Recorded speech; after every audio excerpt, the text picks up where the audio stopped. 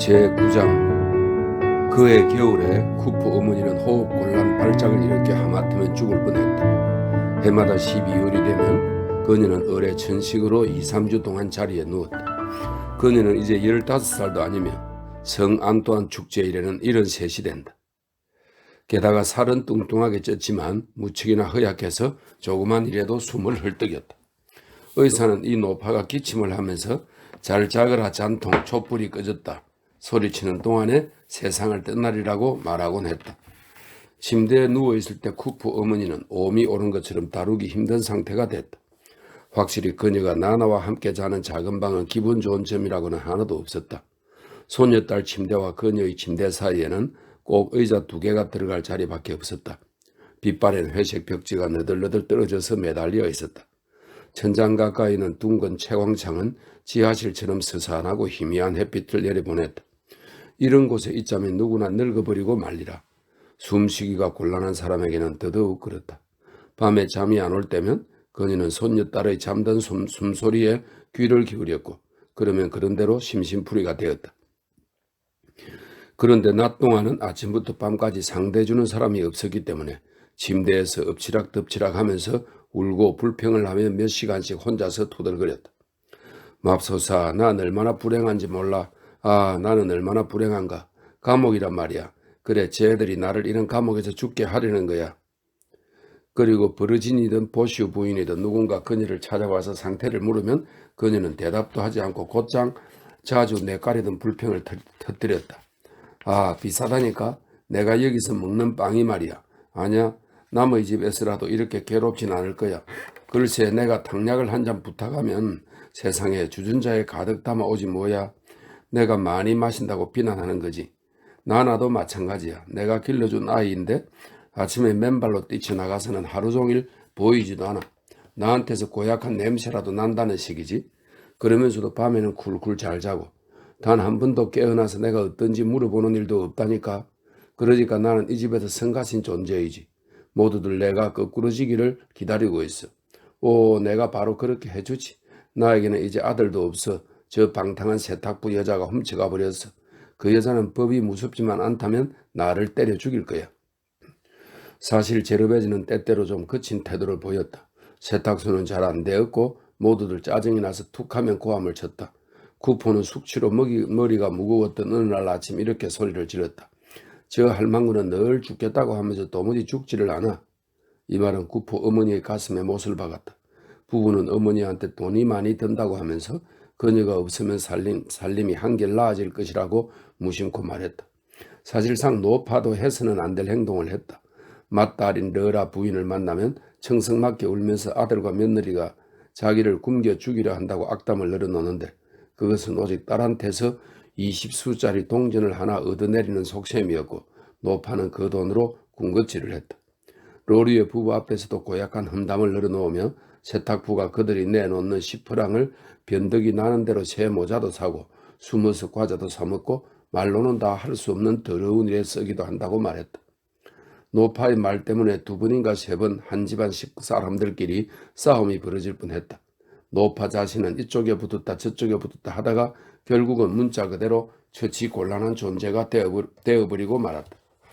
그해 겨울 노파의 발작이 가장 심했던 무렵의 어느 날 오후 로리의 부인과 르라 부인이 환자의 머리맡에 모이자 쿠프 어머니는 눈짓으로 2 사람에게 몸을 굽히라고 했다. 그녀는 거의 말도 못할 지경이었다. 그녀는 숨을 헐떡이면서 작은 목소리로 말했다. 큰일 났다. 간밤에 내가 그것들이 하는 소리를 들었어. 그래 절름발이와 모자장이가 하는 소리를. 그 연놈들이 잘하고 있더라니까. 쿠프야말로 꼴 좋게 됐지. 기가 막힌 노릇이야.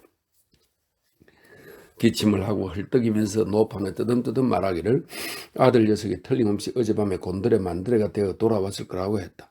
그때 자기는 잠들어 있지 않았던 터라 모든 소리를 다 알아들을 수 있었다는 것이다.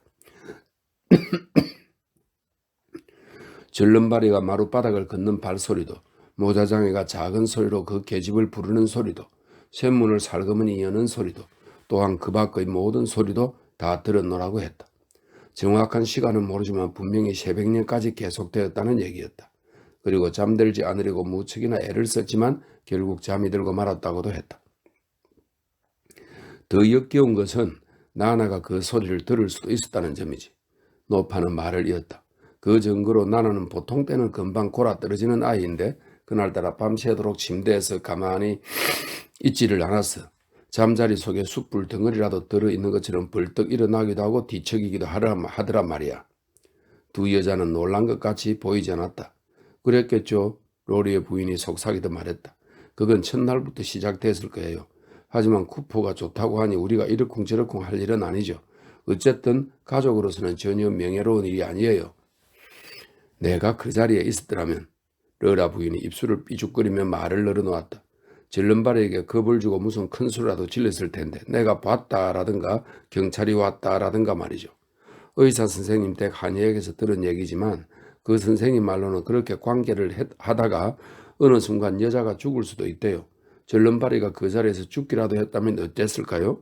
그렇게 되면 자업자득이겠죠? 죄를 진 장소에서 벌을 받는 거니까요. 제르베즈가 밤마다 랑띠에를 찾아간다는 소문이 곧 온 동네에 퍼졌다. 로리의 부인은 이웃 여자들 앞에서 요란한 소리로 붕괴했다. 머리 꼭대기에서 발끝까지 계집한테 속아 넘어가다니 정말 등신이라고 동생을 흉보았다.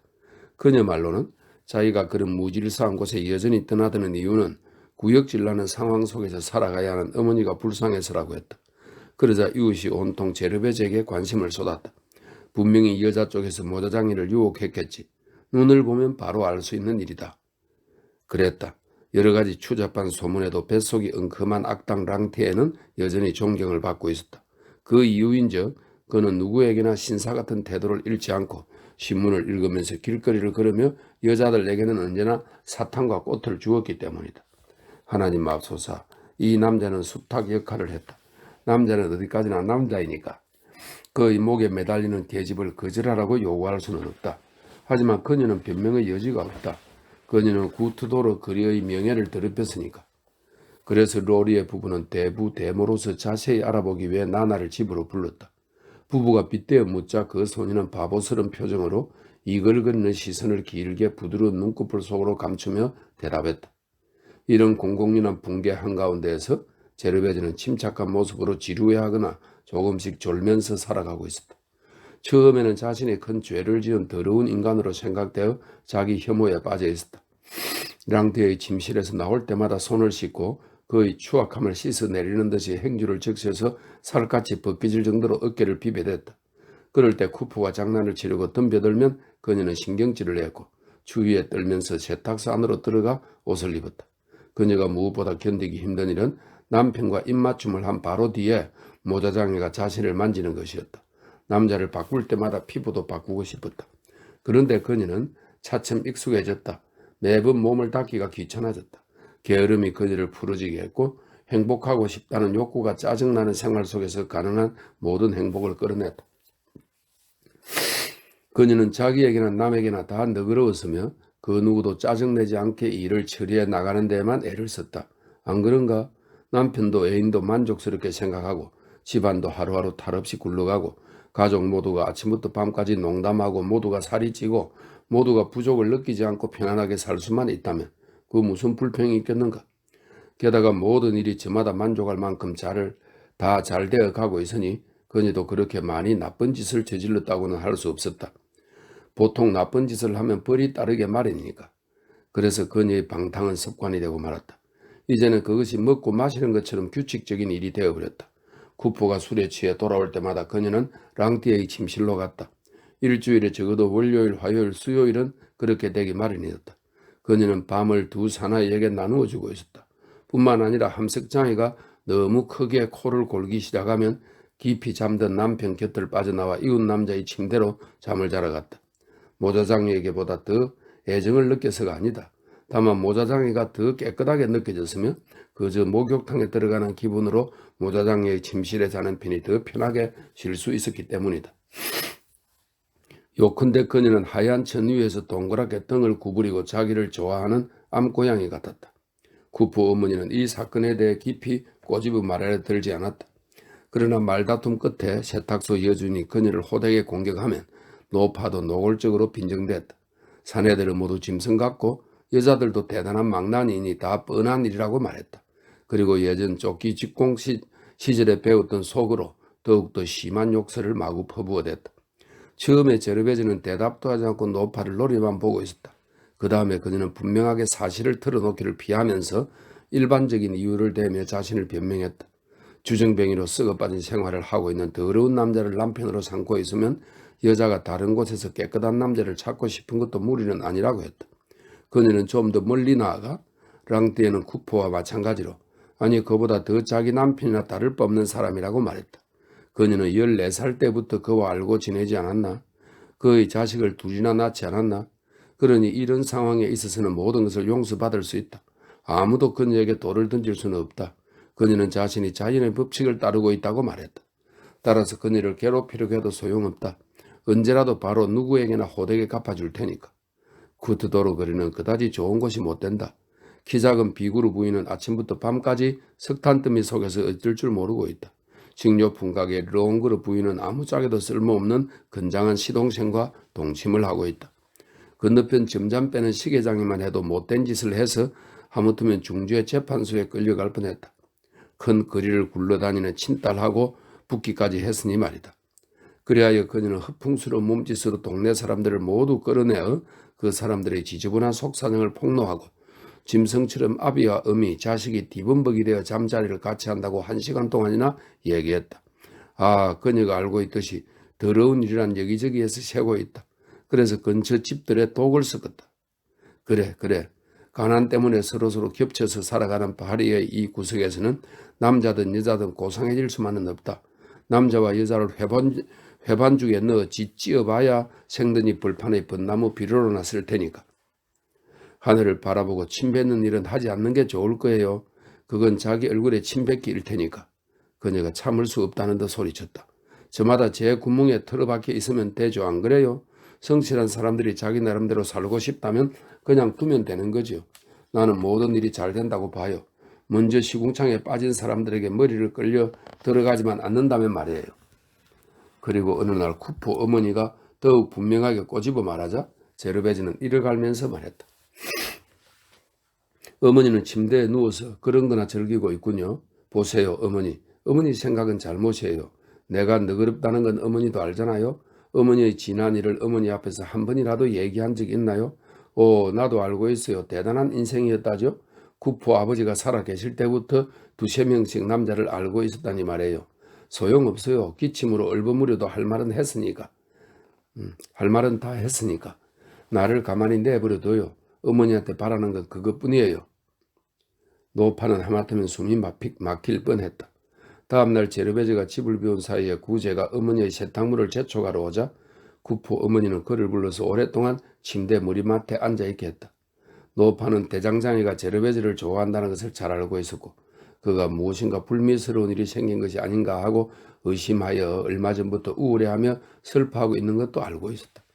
그래서 전날 말다툼한 이야기도 하고 분풀이도 할 겸 마치 제르베즈의 좋지 못한 행실 때문에 특히 자기가 피해라도 입은 것처럼 울며 불며 푸념과 함께 그에게 노골적으로 사실을 알려주었다. 방을 나오자 구제는 슬픔에 숨이 막혀 벽에 몸을 기댔다. 얼마 지나지 않아 세탁소 여주인이 돌아오자 구포 어머니는 그녀에게 다림질을 했든 안 했든 세탁물을 가지고 당장 구제 부인에게 와달라는 요청이 있었다며 소리쳤다. 노파의 활기찬 태도로 보아 험담이 오갔음을 눈치챈 제르베즈는 자신에게 곧 슬프고 가슴 아픈 일이 닥치리라 생각했다. 제르베즈는 창백해져서 벌써부터 손발이 마비되어 바구니 속에 세탁물을 넣고 밖으로 나갔다. 몇 년 전부터 그녀는 구제 모자에게 진 빚을 잃을 수도 갚지 못하고 있었다. 빚은 늘기만 하여 425프랑이나 되었다. 세탁물을 돌려줄 때마다 그녀는 살림이 궁색하다는 얘기를 하여 언제나 세탁료를 받아갔다. 이런 일이 그녀는 매우 부끄러웠다. 왜냐하면 대장장이를 속이기 위해서 자신을 좋아하는 구제의 마음을 이용하고 있는 것 같았기 때문이다. 구포는 이미 전만큼 빚에 대해 신경도 쓰지 않았고 이제는 비웃으며 구제가 아무도 없는 곳에서 그녀를 껴안을 테니 빚은 그것으로 갚은 거나 마찬가지라고 했다. 그러나 제르베즈는 랑떼와 관계를 맺고 있는 주제에 남편에게 몹시 화를 내며 정말 그렇게 되기를 바라느냐고 물었다. 그녀는 눈앞에서 구제에 대한 험담을 들을 수가 없었다. 대장장이에 대한 애정은 명예심의 마지막 한 조각으로서 그녀 가슴속에 남아있었다. 그래서 그녀는 이 착실한 가정에 세탁물을 건네주러 갈 때마다 계단을 하나씩 올랐을 때마다 가슴이 죄는 듯 슬픔에 빠지고는 했다. 아, 마침내 왔군요. 구제 부인이 문을 열어주면서 무뚝뚝하게 말했다. 내가 죽는다고는 하면 찾아올 줄 알았지. 제르베즈는 당황하여 한마디 변명도 못하고 방으로 들어갔다. 그녀는 이제 이전처럼 정확하지 못하여 약속 시간도 전혀 지키지 않았고 한 주씩 늦어지기도 했다.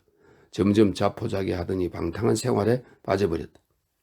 일주일이나 기다렸지 뭐예요? 레이스 제조공이 말을 이었다. 게다가 당신은 거짓말까지 하는군요. 수습공을 보내어 말까지 꾸며대고 지금 그 세탁물을 처리 중이니 오늘 밤이라도 곧 보내겠다느니 실수로 다 된 세탁물 보따리를 양동이에 떨어뜨렸다느니 하고 말이에요. 그러는 동안 나는 온종일 헛되게 시간만 보냈어요.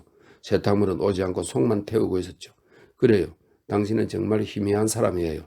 자, 그 바구니 속에 뭐가 들어있죠? 어쨌든 다 가져온 거죠? 한 달 전에 맡겨둔 깔개 2장은요? 그리고 전번에 미루어 뒀던 내 속옷은요? 네. 제르베즈는 작은 목소리로 대답했다. 부인의 속옷은 여기 있습니다. 이겁니다. 하지만 구제 부인은 화가 나서 소리쳤다. 그 속옷은 그녀의 것이 아니었다. 부인은 그것을 받을 수 없었다. 옷이 바뀌다니 터무니없었다. 먼저 주에도 부인의 표시가 없는 손수건이 2장이나 있었다. 어디서 왔는지 모르는 세탁물에는 마음이 끌리지 않았다. 그녀는 자기 물건을 되돌려 받기를 원했다. 그런데 깔개는 부인이 말을 이었다. 잃어버린 거 아니에요? 세상에 이봐요. 정신 좀 차려야지요. 내일 아침에는 그것이 필요해요. 알아들었죠? 잠시 침묵이 흘렀다. 대장장이가 거기에 있는 게 틀림없다. 분명히 그러리라고 그녀는 생각했다. 변명의 여지가 없는 이 마땅한 비난의 소리를 그가 듣고 있다고 생각하니 너무 싫었다. 그녀는 아주 유순하게 아주 얌전하게 고개를 숙이고 세탁물을 재빨리 침대에 늘어놓았다. 그러나 구제 부인이 세탁물을 하나하나 조사하기 시작하자 일은 더 난처하게 되었다. 구제 부인은 물건을 하나씩 집어던지면서 이렇게 말했다. 아, 이제 당신도 솜씨가 아주 나빠졌어. 이래서야 언제까지나 칭찬만 할 수는 없겠어요. 그래요. 이번에는 일도 거칠고 더럽고. 자, 이 와이셔츠 앞부분을 좀 봐요. 눌어서 주름이에 다리미 자국이 났고 단추도 다 떨어져 나가고 어떻게 된 거죠? 단추가 하나도 안 남았어요. 이런 블라우스가 이 지경이면 값을 치를 수가 없지. 좀 봐요. 때가 묻어있고 그저 주름만 폈을 뿐이잖아. 됐어요. 세탁물이 깨끗하지도 않으면. 그녀는 말을 멈추고 세탁물을 세웠다. 그러더니 이렇게 외쳤다. 어떻게 된 거예요? 가져온 것이 이게 다인가요? 스타킹 2켤레, 냅킨 6장, 식탁보 1장, 그리고 행주도 모자라니 말이에요. 그러니까 당신은 날 놀리고 있군. 다름질을 했든 안 했든 전부 돌려달라고 당신에게 전했잖아요. 1시간 뒤에도 수습공 아이가 나머지 세탁물을 가지고 오지 않으면 정말 화를 내겠어요. 알겠죠, 쿠포 부인? 바로 그때 구제가 방 안에서 기침을 했다. 제르베즈는 가볍게 몸을 떨었다. 그의 앞에서 자신을 이렇게 취급하다니. 아, 맙소사. 제르베즈는 난처하여 정신을 차리지 못한 채 방 한가운데서 빨랫감을 기다리고 있었다. 그러나 구제 부인은 세탁물 세기를 멈추고 조용히 창가의 자리로 되돌아가서 레이스 쇼를 수선했다. 그런데 빨랫거리는 없나요? 세탁소 여주인은 머뭇거리며 물었다. 아니, 됐어요. 노파가 대답했다. 이번 주에는 아무것도 없어요. 제르베즈는 파랗게 질렸다. 단골 손님을 잃은 것이다. 그렇게 생각하니 머리가 멍하고 두 다리 힘이 쭉 빠져 의자에 주저앉지 않을 수 없었다. 그리고 그녀는 변명하려고도 하지 않고 겨우 이렇게 말했다. 구제 씨는 편찮으신가요? 그랬다. 그는 몸이 불편해서 대장간에도 못 가고 집으로 와서 지금 침대에 누워 쉬고 있었다. 구제 부인은 여느 때처럼 검은 옷을 입고 수녀 같은 그녀의 모자로 하얀 얼굴을 감싸고 엄숙하게 말했다. 볼트 직공들 일당이 또 내려서 9프랑에서 7프랑이 되었다고 한다. 이제는 모든 일을 기계가 하기 때문이다. 그래서 그들도 모든 것을 아껴야 한다고 설명했다. 세탁도 다시 자기가 해야 한다는 것이었다. 물론 쿠포씨가 자기 아들이 꾸어진 돈을 돌려주면 사정은 좀 나아지겠지만 제르베즈가 빚을 갚을 수 없다고 해서 집달리를 보낼 생각은 없다고 했다. 구제 부인이 꾸어준 돈 이야기를 시작하자 제르베즈는 고개를 숙이고 하나씩 코를 떠가는 상대방의 재빠른 손놀림을 눈으로 쫓고 있는 것 같았다. 하지만 말이에요. 레이스 직공은 계속했다. 조금만 지나가면 빚도 갚을 수 있으리라고 생각해요. 왜냐하면 당신 집에서는 푸짐하게 잘 차려 먹어서 틀림없이 음식값도 많이 들 테니까요. 달마다 10프랑씩만 갚아준다면. 노파의 말은 구제 목소리에 중단되었다. 어머니, 어머니. 부인은 곧 되돌아와 자리에 앉더니 화제를 바꾸었다. 분명히 대장자리는 돈 갚으라는 말을 제르베제에게 하지 말아달라고 부탁했을 것이다. 그러나 노파는 5분도 채 안 되어서 자기도 모르는 사이에 다시 빚 얘기를 하고 있었다. 구제 부인은 처음부터 제르베제의 앞일이 어떻게 될지 잘 알고 있었다. 함석장이가 가게를 다 말아 먹어버리고 아마도 그녀를 고생시키겠다리라는 것을 알고 있었다고 했다. 또한 자기 아들은 자기 말만 잘 들었어도 결코 500프랑을 구워주지 않았을 것이다. 그리고 지금처럼 아들도 결혼했을 테고 평생 불행한 채 끝날 것 같다는 슬픔을 터뜨리지도 않을 것이다. 부인은 흥분해서 준엄한 말투로 제르베지가 쿠프와 짜고 착하기만 한 자기 아들을 속였다고 비난했다. 그렇다. 여러 해 동안 양가죽을 쓰고 있다가 마침내는 좋지 못한 본색을 드러내는 여자들도 있다. 어머니, 어머니. 구제가 더 큰 목소리로 외쳤다. 노파는 일어섰다. 다시 방으로 돌아온 노파는 레이스 일을 시작하면서 말했다. 들어가 봐요. 그 애가 당신을 만나고 싶다니까. 제르베즈는 떨면서 열린 문으로 들어갔지만 문을 닫지 않고 그대로 두었다. 이런 행동은 그녀를 감동시켰다. 왜냐하면 그것은 구제 부인 앞에서 두 사람의 애정을 고백하는 것이기 때문이다. 벽에 그림이 몇 장 붙어 있고 좁은 쇠 침대가 놓여 있었다. 15살 소년의 방처럼 조용한 이 작은 방을 그녀는 다시 보았다. 구제의 큼직한 몸은 쿠포 어머니가 했을 속내 이야기 때문에 맥이 빠졌는지 팔다리를 늘어뜨린 채 침대에 길게 누워 있었다. 눈은 울어서 충혈되고 노랗고 깔끔한 수염도 아직 눈물에 젖어 있었다. 울컥 분노가 치민 순간에 그 무시무시한 주먹으로 베개를 내리친 게 틀림없었는데 터진 베개 사이에 새털이 빠져나와 있었다. 이봐요. 어머니가 틀렸습니다. 구제는 나지막한 목소리로 세탁소 여주인에게 말했다. 당신은 내게 아무런 빚도 없어요.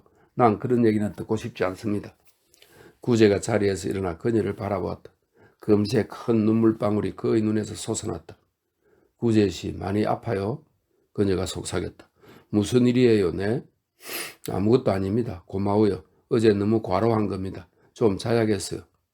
그러고 나서 그는 가슴이 빠개질 것 같아서 자신도 모르게 이렇게 소리쳤다. 맙소사, 맙소사. 결코 이렇게 돼서는 안 돼. 결코. 당신은 맹세했었어. 그런데 이렇게 되다니. 이제 이렇게 되다니. 맙소사. 이건 너무하지 않소? 나가줘요. 그리고 그는 손짓으로 애원하듯 부드럽게 돌아가 달라고 했다. 그녀는 침대 가까이 가지도 못하고 멍한 모습으로 어떻게 위로해야 할지 몰라 아무 말도 끝내지 못한 채 방으로 나섰다.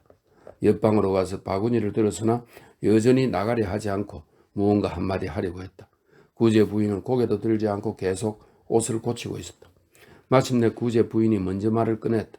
그럼 잘 가요. 세탁물은 나한테 보내주고요. 계산은 나중에 할게요. 네, 그러겠습니다. 안녕히 계세요. 제르베즈는 우물우물 말했다. 그녀는 깨끗하게 정돈된 이 집안에 마지막 시선을 던지고서 천천히 문을 닫았다. 마치 자신의 성실한 부분을 그곳에 남겨두고 가는 느낌이 들었다. 그녀는 집으로 돌아가는 암소처럼 얼빠진 모습으로 어느 길을 어떻게 왔는지도 모르게 가게로 돌아왔다. 쿠프 어머니는 다리미 가열기 옆에 놓인 의자에 앉아 있었다. 노인은 처음으로 자리에서 일어나 나왔다. 그러나 세탁소 여주인은 노인에게 잔소리 한마디도 하지 않았다. 제르베즈는 너무나 피로했다. 두들겨 맞은 것처럼 뼈마디가 쑤셨다. 인생이란 결국 괴로운 뿐이다. 곧 죽어버리면 좋으련만 그렇지 않고서야 자기 스스로 심장을 잡아 빼낼 수도 없는 노릇이라고 생각했다. 이제 제르베즈는 그 무엇이든 전혀 관심을 두지 않았다. 그리고 막연한 손짓으로 가서 자라고 사람들을 모두 돌려보냈다. 새로운 걱정거리가 생길 때마다 하루에 3번 식사를 하는 단 한 가지 기쁨에 잠겼다. 가게는 무너질 수도 있었다. 그 밑에 깔리지만 않는다면 그녀는 기꺼이 속옷 한 벌 없이도 떠나버릴 것이다. 그리고 현재 가게는 무너져가고 있었다. 단번에가 아니라 아침 저녁으로 서서히 단골 손님이 하나씩 화를 내면서 세탁물을 다른 곳으로 가지고 갔다. 마디니에 씨, 르망주양, 보슈 부부까지도 일을 더 잘해주는 포코니의 부인의 가게로 되돌아가고 말았다. 모두들 양말 한 켤레를 찾는데 3주 동안이나 재촉해야 하고 지난주 일요일에 얼룩졌던 기름기가 그대로 남은 셔츠를 돌려봤는데 짜증이 났다. 제르베즈는 마구 말대꾸를 하며 손님과 싸웠고 다시는 그런 사람들의 더러운 물건을 뒤적거리지 않게 되었으니 고맙지 뭐야. 혼자서 중얼거리며 퉁명스레 손님들을 대했다. 채, 이웃 사람들이 모두 자기를 상대하지 않을지도 모른다. 그렇게 되면 이쪽은 산더미 같은 쓰레기 더미에서 해방된다. 물론 그만큼 일거리는 자꾸자꾸 줄어들겠지. 이제 제르베즈의 가게에 오는 손님은 돈을 제때 못 내는 사람들이거나 매춘부들, 즉 지독한 냄새가 나서 내부 거리 세탁부들이 누구 하나 세탁 아래 들지 않는 고드롱 부인 같은 여자들 뿐이었다. 가게는 회복 불가능한 상태가 되어 마지막까지 남아있던 여직원 피투와 부인까지 내보내야만 했다.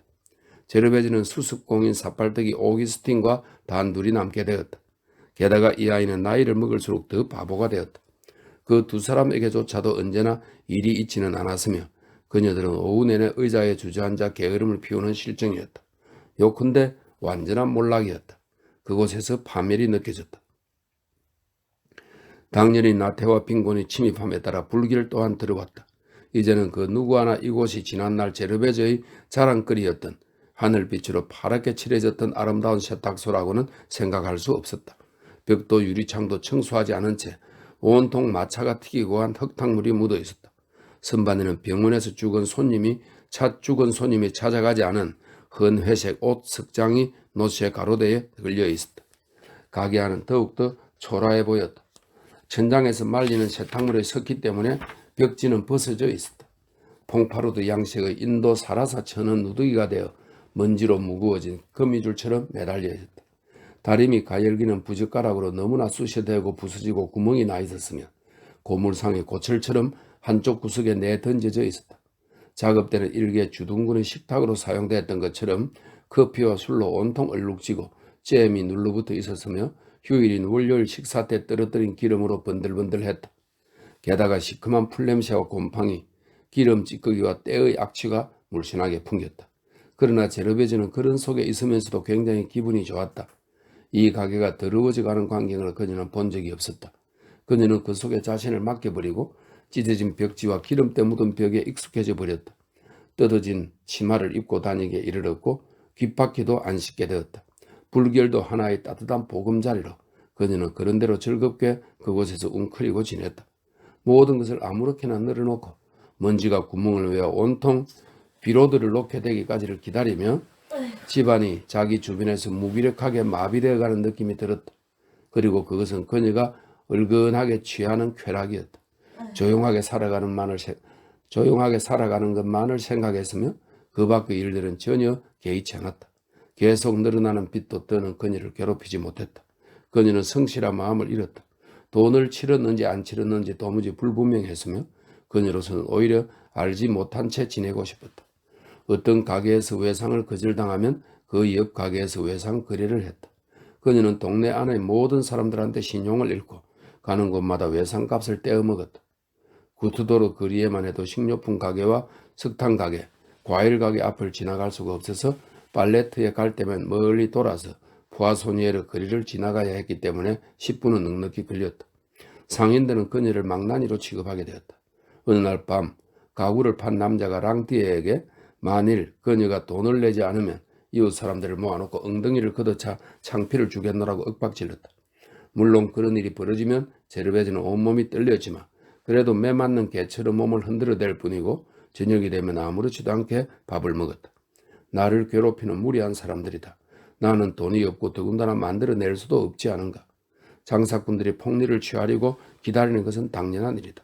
그러면서 그녀는 언젠가 닥쳐올 사태를 생각하고 싶지 않아 자기 은둔처에서 잠들어 버렸다. 결국 끝장이 나겠지. 그렇고 말고. 하지만 그때까지 그녀는 속 썩고 싶지가 않았다. 그런데 쿠프 어머니가 건강을 회복했다. 다시 한 해 동안 집안 식구들은 그럭저럭 살아갔다. 물론 여름에는 언제나 일거리가 좀 늘어난다. 남자들을 유혹하여 외곽대로를 어슬렁거리는 여자들의 흰 속치마와 엷은 무명 드레스 따위가 찾아드는 것이다. 그 때문에 몰락의 속도가 느려졌지만 또 형편이 잠깐 좋아졌다 나빠졌다 했지만 날이 갈수록 차츰 진창 속으로 깊이 코를 쳐박는 것에는 변함이 없었다. 텅 비어있는 찬장 앞에서 배를 쓰다듬는 저녁이 있는가 하면 배부르게 송아지 고기를 먹는 저녁도 있었다. 보도에서는 쿠프 어머니가 앞치마 밑에 보따리를 감추고 산보하는 걸음걸이로 풀롱소 거리의 전당포로 가는 모습밖에는 볼 수 없었다.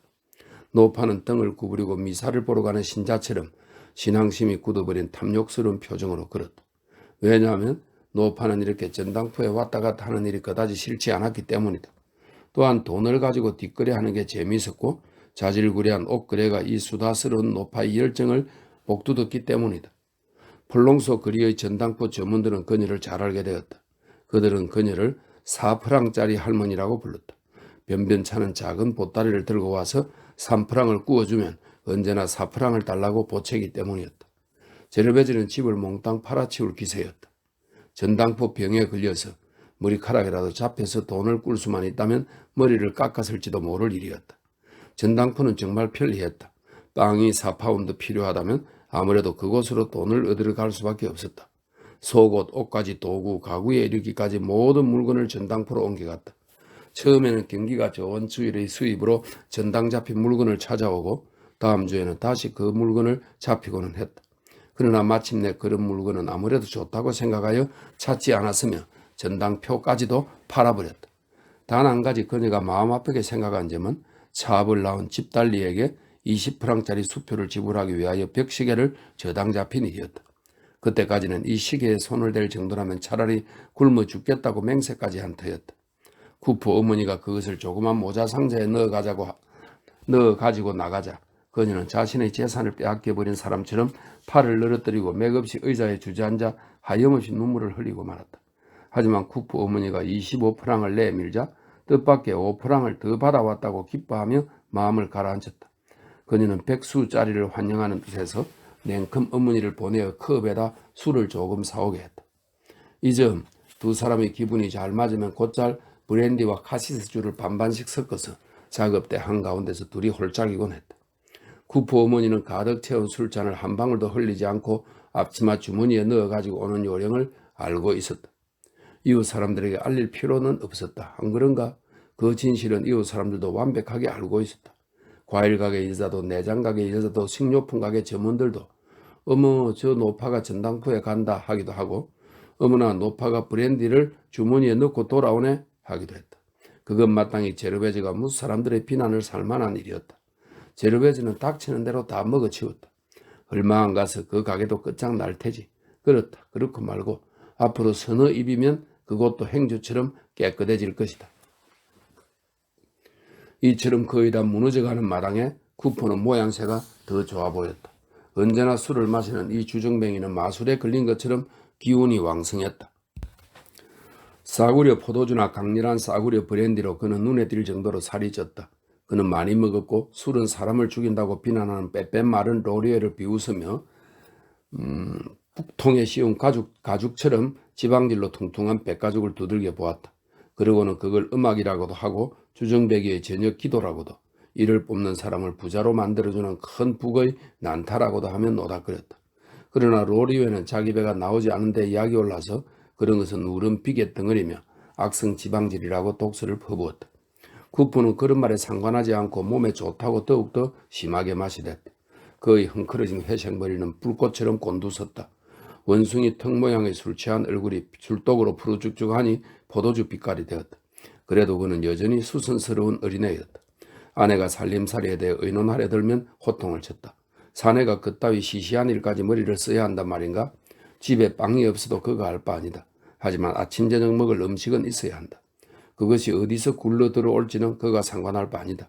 몇 주일씩 일을 안 하고 있으면 그는 더욱더 까다롭게 굴며 요구가 많아졌다. 그러면서도 랑띠의 어깨는 여전히 다정하게 두들겨 주었다. 물론 그는 아내의 좋지 못한 행실을 몰랐다. 적어도 보슈 부부라든지 푸아송 부부 같은 사람은 쿠프가 그런 일에 대해 전혀 모르고 있으며 갑자기 알게 되면 큰일 날 것이라고 단언했다. 그러나 친누나인 르라 부인은 고개를 흔들며 그런 일로도 전혀 화를 내지 않는 남편들을 알고 있다고 했다. 어느 날 밤 제르베즈는 모자장이 방에서 돌아오는 순간 어둠 속에서 엉덩이를 얻어맞고 썸떡했다. 하지만 곧 침대 모서리에 부딪힌 모양이라고 여기며 가슴을 쓸어내렸다. 정말 오싹한 상황이었다. 사실을 알게 되면 남편인들 장난칠 수는 없었을 테니까. 랑티에 또한 기력을 잃지 않았다. 그는 건강에 무척 신경을 썼으므로 바지 허리띠로 배를 재보면서 버커를 줄여야겠다느니 늘려야겠다느니 하면 늘 조심했다. 그는 건강 상태가 매우 좋았지만 멋지게 보이려고 더 이상 더 살찌고 싶지도 않았고 마르고 싶지도 않았다. 그래서 음식에 대해서도 까다로웠다. 몸매가 변하지 않도록 하려고 음식마다 모두 계산하고 있었다. 집안에 돈 한 푼 없을 때에도 그에게는 달걀과 갈비처럼 영양가 많은 가벼운 음식이 필요했다. 안주인을 그의 남편과 공유하게 되면서부터 살림에 있어서도 남편과 완전히 대등하다고 생각하게 되었다. 굴러다니는 20수짜리 동전을 모아 주워놓고는 제르베지를 손가락지나 눈짓으로 불려들여 잔소리를 하거나 고함을 질러대는데 남편인 함석장이보다 더 당당했다. 그러니까 이 집에는 남편이 둘이나 있었다. 그리고 임시 남편 쪽이 훨씬 더 질이 나빴으며 분배목도 더 많이 갈취하여 마누라도 음식물도 또한 그 밖의 무엇이나 가장 좋은 것은 그의 차지였다. 그는 쿠폰의 집에서 가진 단물을 빨아먹고 있었다. 이미 사람들 앞에서도 태연히 제멋대로 행동했다. 그는 나나를 좋아했다. 예쁘고 귀여운 계집애를 좋아했기 때문이다. 그러나 에티엔에 대해서는 차츰 관심을 갖지 않게 되었다. 그는 사내 아이란 자기 스스로 자기 일을 감내해야 한다고 했다. 사람들이 쿠포를 찾아오면 언제나 랑떼가 속옷바람에 쓰리뿔을 끌며 일에 방해를 받은 남편처럼 무뚝뚝한 표정으로 가게 안쪽에서 나왔다. 그리고 쿠포 대신 대답하면서 어느 쪽이든 다 마찬가지라고 했다.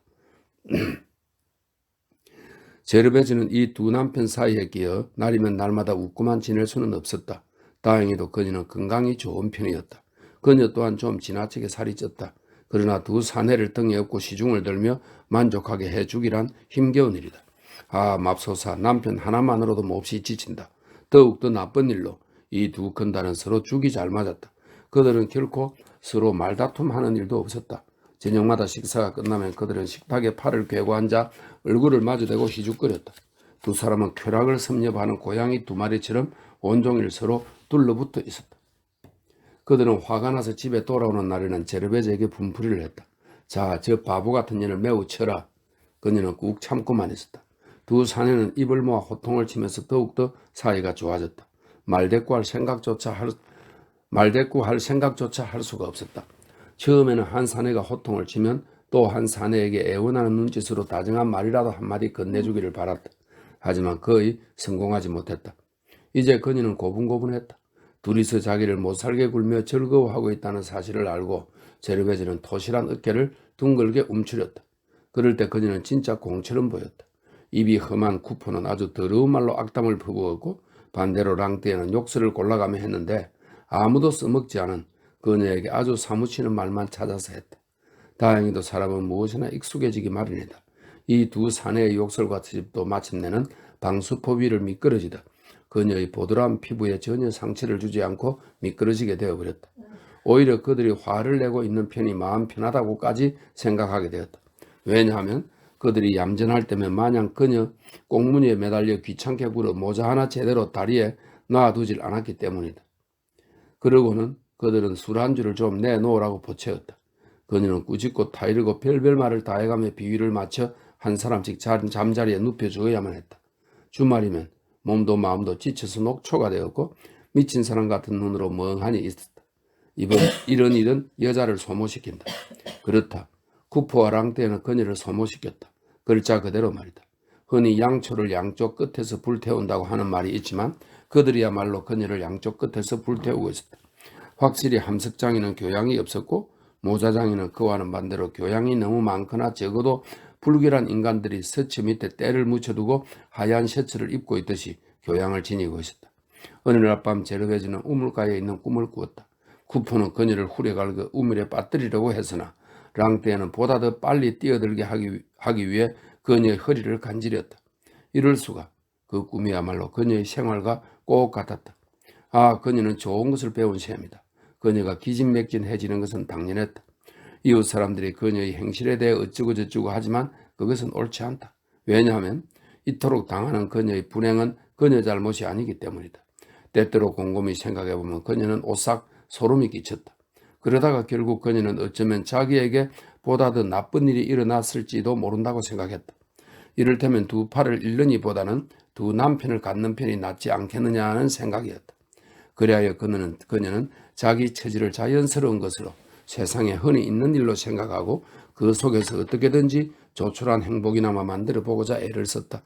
그것이 얼마나 철없고 단순한 생각이었는가는 그녀가 쿠포도 랑치에도 싫어하지 않았다는 사실로 증명된다.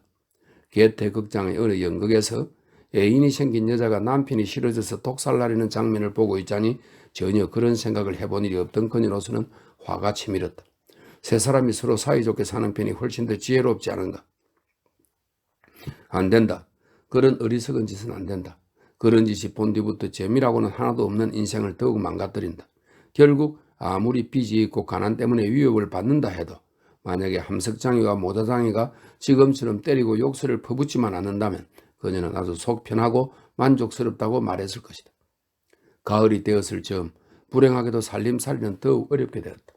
랑떼는 몸무게가 줄어든다며 나날이 성화가 심해졌다. 사사건건 불평을 늘어놓았으며 감자 서투를 싫어하여 이런 형편없는 서투를 먹다가는 보통 복통이 날 것이라고 했다. 이제는 대수롭지 않은 갈등도 반드시 심한 말다툼으로 번졌고 궁해진 살림을 서로 상대방 탓으로 돌리며 욕짓거리를 퍼부었다. 저마다 잠자리에 들기 전에는 도저히 화해하기가 어려웠다. 여물이 없으면 당나귀도 서로 싸운다. 안 그런가? 랑떼에는 파멸의 냄새를 맡았다. 온통 빈털터리가 되도록 집안을 먹어치웠기 때문에 언젠가는 모자를 쓰고 어디든 잠자리와 먹을 것을 찾아 나가야 할 날이 오리라 생각하니 화가 울컥 치밀어 올랐다. 그는 이 굴 속에 익숙해졌고 이곳에서의 자질구레한 습관도 몸에 배었으며 모든 사람들에게 떠받들어졌다. 그것은 진정 별천지이며 다른 곳에서였다면 그런 즐거움을 결코 얻지 못했을 것이다. 아무렴 귀까지 차도록 먹고도 접시에 아직 먹을 음식이 남아돈다니 다른 곳에서는 도저히 생각도 못할 일이었다. 결국 랑테는 자기 배에 대해서 화를 냈다. 왜냐하면 쿠포 부부의 모든 것을 그가 삼켜버린 결과가 되었기 때문이다. 그러나 그가 망한 이유가 자신 때문이라고는 생각하지 않았다. 2년 만에 알거지가 되어버린 걸 다른 사람들 잘못으로 돌렸다. 정말이지 쿠포 부부는 믿음지가 못했다. 그래서 그는 제르베즈에게 전략을 모른다고 고함쳤다. 빌어먹을 도대체 이제 어떻게 되는 거지? 어느 공장에서 봉급 6,000프랑이라는 훌륭한 조건으로 나를 고용하겠다는 판에 친구가 나를 저버리다니 그 돈으로 이 작은 식구가 호화롭게 살 텐데 말이야. 12월 어느 날 저녁 그들은 끼니를 걸렀다. 집안에 동점 한 푼 없었다. 랑떼는 아주 우울해져서 일찌감치 집을 나와 요리 냄새로 흐뭇한 집을 찾아 거리를 어슬렁거리다가 돌아왔다. 그러고 나서 다리미 가열기 옆에서 몇 시간 동안이나 이런저런 생각에 잠겨 있었다. 그러다가 문득 푸아송 부부를 찾아가 무척 친한 사이처럼 굴었다. 그는 이제 경찰을 바된 거라고 놀리기는커녕 그에게 한 걸음 더 양보하여 황제는 아마 좋은 사람일 거라고 말할 정도였다.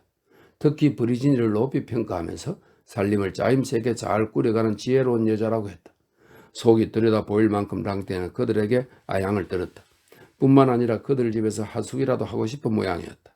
하지만 랑떼의 머릿속은 다른 생각으로도 가득 차서 보기보다 훨씬 더 복잡했다. 비르지니가 무슨 장사이든 시작하고 싶다고 말하자 그는 그녀 앞에서 수다를 떨며 무척 멋진 계획이라고 단언했다. 그렇다.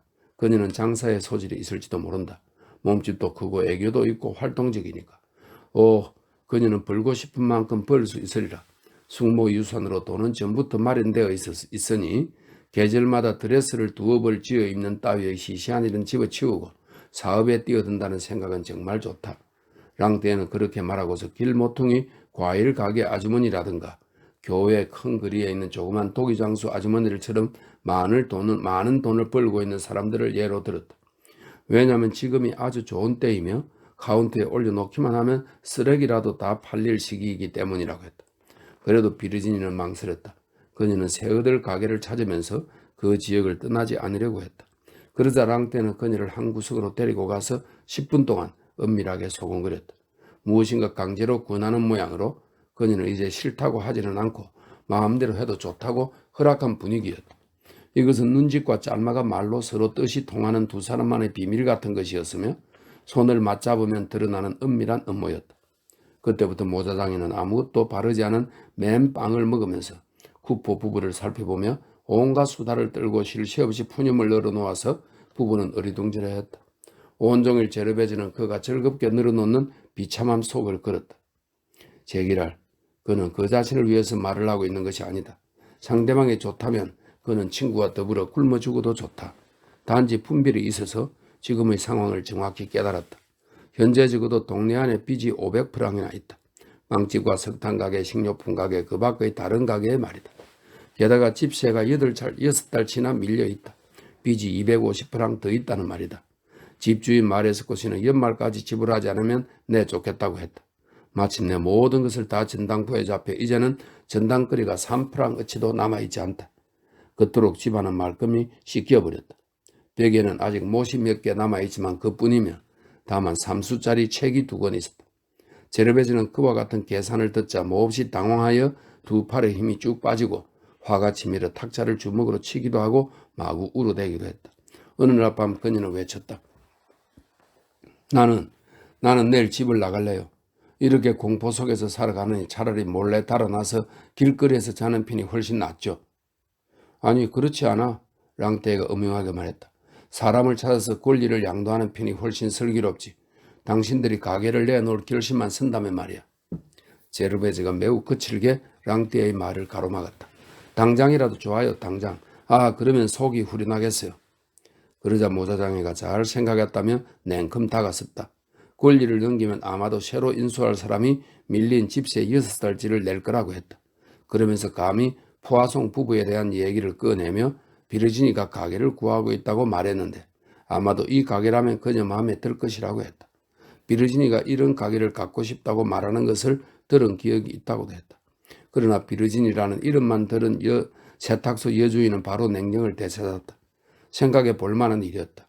화가 나면 언제나 가게를 치우겠다고 말했지만 곰곰이 생각해 보니 일이 그렇게 간단하지 않았다. 그날 이후 랑떼는 아무리 불평을 늘어놓아도 소용이 없었으며 제르베즈는 자기도 더한 공경에 빠졌다가 벗어난 적이 있다고 대답했다. 가게를 넘긴다고 생활이 나아질까? 그거로는 빵도 얻지 못한다. 오히려 그녀는 세탁부를 새로 고용하여 단골 손님을 다시 만들 생각이라고 했다. 모자장의 그럴듯한 논리에 넘어가지 않으려고 그녀는 이렇게 말했던 것이다. 랑떼는 제르베즈가 끝내는 지출 비용에 짓눌려서 잃어버린 재산을 만회할 희망 따위는 없다고 했다. 하지만 서툴게도 그는 또다시 비르지니라는 이름을 입에 담았다. 그래서 그녀는 화가 북받치고 말았다. 안 돼, 결코 안 된다. 그녀는 늘 비르지니를 의심했다. 비르지니가 이 가게에 야심을 품었다면 자기에게 치욕을 주려는 속셈이다. 모르는 사람에게라면 아마도 가게를 넘겨도 좋겠지만 몇 년 전부터 분명히 자기가 망하기만 기다렸을 이 키다리 위선자에게는 안 될 말이다. 이제서야 모든 의욕이 풀렸다. 그녀는 이제야 그 못된 고양이 눈 같은 비르지니의 눈 속에 왜 노란 불꽃이 튀었는지 알 것 같았다. 그래, 비르지니는 팔레트에서 볼기짝을 얻어맞은 앙심을 품고 그 원한을 지니고 있었다. 좋다. 또 한 번 매를 맞고 싶지 않으면 엉덩이를 감추고 조심해야 할 것이다. 그것도 오래가지는 못할 것이다. 제르베즈는 화가 치밀어 언제 폭발할지 몰랐다. 랑떼는 그러한 욕설의 홍수를 뒤집어쓰고 먼저 그녀를 윽박질렀다. 그리고 그녀를 고집불통이라고 부르고 흠담꾼, 그만한 마님이라고 욕설을 늘어놓았다. 그는 흥분한 나머지 쿠프를 무식한 놈이라면서 옆에 있는한테 친구를 존중하는 예법도 제대로 가르칠 줄 모른다고 깎아내렸다. 그러나 곧 화만 내다가는 아무 일도 안 된다는 것을 깨닫고 자기는 이제 남의 일에는 절대로 상관하지 않겠다면서 터무니없는 보복을 받을 뿐이라고 했다. 실제로 그는 가게의 권리에 대한 이야기는 더 이상 하지 않았지만 기회를 봐서 그 이야기를 다시 꺼내어 세탁소 여주인에게 결심시키려는 것 같았다. 1월이 되었다. 습하고 추운 고약한 날씨였다. 12월 내내 기침을 하고 숨을 헐떡이던 쿠포 어머니는 주연질 뒤로는 사뭇 자리에 누워 있었다. 그것은 이 노파의 연금 기간으로 겨울이면 을에 그녀는 그것을 기다렸다. 하지만 이번 겨울에는 주위 사람들도 노파는 이제 죽어서나 이 방을 나갈 수 있으리라고 했다.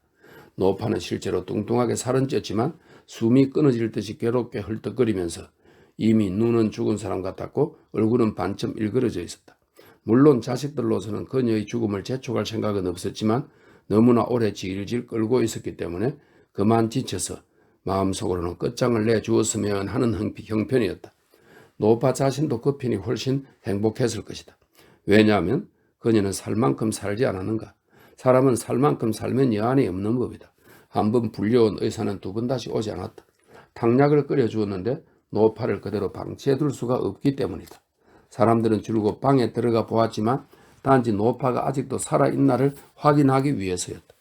그녀는 이미 말을 하지 못하고 있었다. 그토록 노파는 숨이 막힐 지경이었다.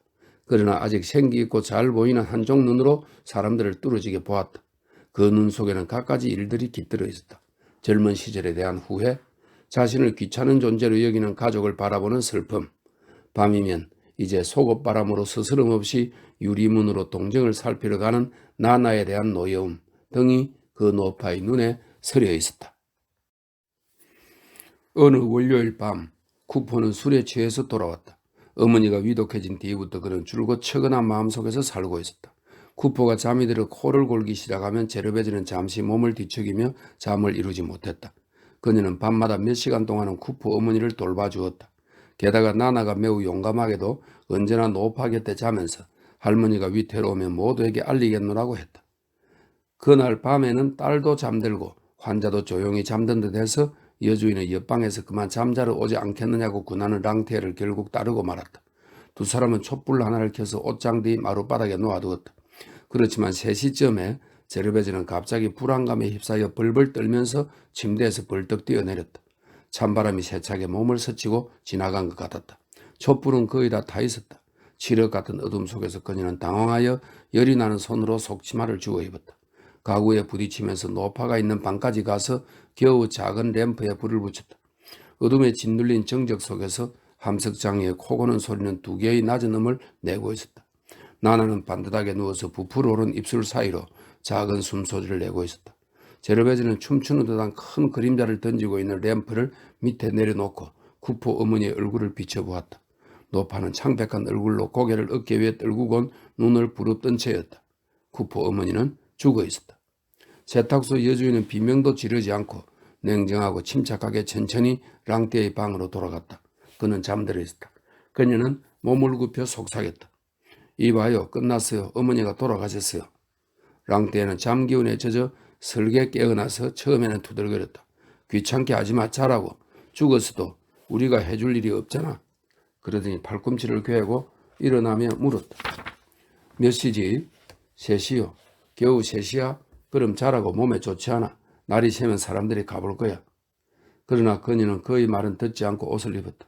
그러자 랑떼는 이불 속으로 기어들어가서 여자들이라 머리가 모자란다고 욕을 하며 벽 쪽을 바라보고 누웠다. 집안에 죽은 사람이 있다고 알리는데 그렇게 서두를 필요가 있는가? 한밤중에 그 말을 듣고 기쁘게 생각할 사람은 아무도 없다. 그는 침울한 생각으로 잠을 설친 데 화가 났다. 한편 자기 방으로 자신의 물건들을 머리핀까지 몽땅 가지고 간 제르베즈는 모자장이와 함께 있던 것을 들킬 염려 없이 편안히 앉아 흐느껴 울었다. 처음에는 다만 노파가 하필이면 왜 이런 시간에 죽었나 하여 두렵고 당황스러울 뿐이었지만 마음속으로는 쿠포 어머니를 무척 사랑하고 있었기 때문에 제르베즈는 매우 슬펐다. 그녀는 오직 혼자 고요 속에서 통곡했다. 함석장인은 여전히 코를 골고 있었다. 그에게는 아무 소리도 들리지 않았다. 제르베즈는 그를 부르기도 하고 흔들기도 했지만 그가 눈을 뜨면 다시 귀찮은 일이 생길 것 같아서 그대로 자게 두기로 마음먹었다. 시체 곁으로 되돌아가 보니 나나가 침대 위에 앉아서 눈을 비비고 있었다. 이 여자아이는 사태를 알아차리고 장난꾸러기다운 호기심으로 할머니의 모양을 더욱 더 잘 살펴보려고 목을 길게 빼고 있었다. 나나는 아무 말이 없었다. 죽음과 마주하여 좀 떨고 놀라우면서도 만족스러워하는 모습이었다. 나나는 마치 나쁜 짓을 하듯이 어린애 눈에는 숨겨지고 금지되어 있는 죽음을 이틀 전부터 기다리고 있었다. 살고 싶다는 일념으로 죽을 때까지 허덕인 이 창백한 죽은 얼굴을 앞에 두고 나나는 어린 고양이 같은 눈동자를 크게 뜨고 있었다. 그리고 유리문 뒤에 달라붙어 코 올리게 되려는 금지된 일을 엿볼 때처럼 나나는 등뼈가 저려오는 기분이 들었다. 자, 일어나거라. 낮은 목소리로 제르베즈가 말했다. 여기 있으면 안 돼. 나나는 마지못해서 뒷걸음을 치며 시체에서 눈을 떼지 않고 침대에서 빠져나갔다. 제르베즈는 아침까지 나나를 어디에 두어야 할지 몰라 무척 난처해했다. 그러나 어쨌든 그애에게 옷을 입히기로 마음먹었을 때 랑떼가 바지를 입고 슬리퍼를 질질 끌며 들어왔다. 그는 더 이상 잘 수가 없었는데 조금 전 자신의 행동을 좀 부끄럽다고 생각했다. 그래서 모든 일이 잘 수습되었다. 그 애를 내 침대에 재우도록 하지. 그는 중얼거렸다. 잠자리는 넉넉하니까. 나나는 새해 첫날 초콜릿을 받았을 때처럼 멍청한 표정으로 어머니와 랑띠에를 향해 맑고 큰 눈을 들어 쳐다보았다. 물론 딸을 억지로 밀어보낼 필요는 없었다.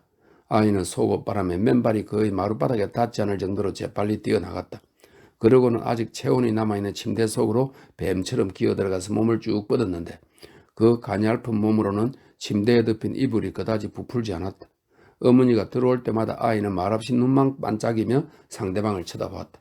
잠도 자지 않고 몸 하나 까딱하지 않고 벌겋게 달아오른 얼굴로 나나는 여러 일들을 생각하고 있는 듯 보였다. 그러는 동안 랑띠에는 제르베지를 도와서 쿠프 어머니에게 옷을 입혔다. 시신이 무거웠기 때문에 간단한 일이 아니었다. 이 노파는 믿을 수 없을 정도로 풍성하고 또 하였다. 두 사람은 양말과 흰 속치마, 블라우스를 입히고 보닛을 씌웠다. 그녀의 옷들 중에 가장 좋은 곳이었다. 쿠프는 언제나 두 박자로 코를 골았는데 한 번은 무겁게 내려가는 소리로 또 한 번은 메마르게 다시 올라가는 소리로 골았다. 마치 성금요일 의식 때 반주하는 교회 음악 같았다. 죽은 이에게 옷을 입히고 침대에 가지런히 눕힐 때 랑띠에는 마음을 가라앉히려고 유리잔에 포도주를 따랐다. 속이 몹시 울렁거렸다. 제르베지는 노파가 폴라상에서 가져온 구리 십자가를 찾으려고 서랍장을 뒤졌다. 그러나 그녀는 쿠프 어머니 자신이 그것을 팔아버렸던 일이 기억났다. 두 사람은 난로에 불을 피웠다. 그들은 의자에 앉아서 반쯤 졸며 먹다 남은 술병을 기울이고 이 죽음이 자기들 때문인 것처럼 침통한 마음으로 밤을 보냈다. 날이 새기 전 7시쯤 마침내 쿠프는 잠에서 깨어났다. 불행을 알고도 왠지 놀림을 당하는 기분이 들어 그는 처음에는 눈물도 나지 않았고 말을 더듬었다. 그러고 나서 잠시 뒤 그는 마룻바닥으로 뛰어내려 죽은 어머니 앞으로 가서 몸을 던졌다. 그리고 어머니를 끌어안고 송아지처럼 울어댔는데 어찌나 눈물을 흘렸던지 얼굴이 닿았던 깔개가 흠뻑 젖어 있었다. 제르베즈도 남편이 슬퍼하자 크게 마음이 동요되어 다시 흐느끼기 시작했다. 그렇다. 그도 근본이 착한 사람이다. 쿠퍼의 슬픔은 격렬한 두통에 섞였다. 그는 손가락으로 머리카락을 쥐어 뜯었다. 10시간이나 잤는데도 아직 깨어나지 않은 숙취로 입안이 끈적끈적했다. 그리고 그는 두 주먹을 거머쥐고 한탄했다. 맙소사, 그렇게도 그가 사랑했던 어머니였는데 가엾게도 세상을 뜨셨다. 아, 그는 머리가 아팠고 정신을 잃은 듯했다. 진짜 숯 가발을 머리에 쓴 것 같고 게다가 그 때문에 가슴이 찢어질 것만 같다. 한 사나이를 이렇게 뒤에서 공격하다니 운명도 정의롭지가 못하다. 자, 힘을 내 이 사람아. 그를 부축에 일으키면서 랑띠에가 말했다. 정신 차려야 해. 그는 쿠퍼에게 포도주를 한 잔 따라 주었지만 쿠퍼는 마시려고 하지 않았다. 도대체 왜 이럴까? 내 윗속에 구리가 들어있으니 어머니를 보았을 때 구리 맛이 났어. 어머니, 어머니. 쿠퍼는 다시 어린애처럼 울기 시작했다. 그래도 그는 가슴에 타오르는 불길을 끄기 위해 부어놓은 포도주를 마셨다. 랑띠에는 곧 친척들에게 알리고 시청에 신고하러 간다는 핑계로 도망쳐 나왔다.